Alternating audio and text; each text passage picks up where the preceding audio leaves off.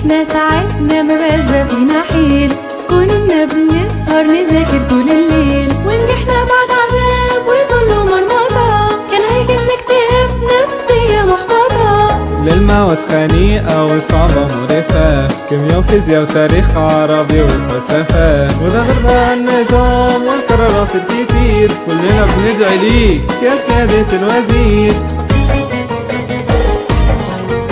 أسئلة الامتحانات كانت صعبة ولفة، والوقت كان قليل بالعافية دوب كفاه، والكيمياء والعربي دول كانوا منزلة، الله يسامحكوا ياللي حطيتوا الأسئلة.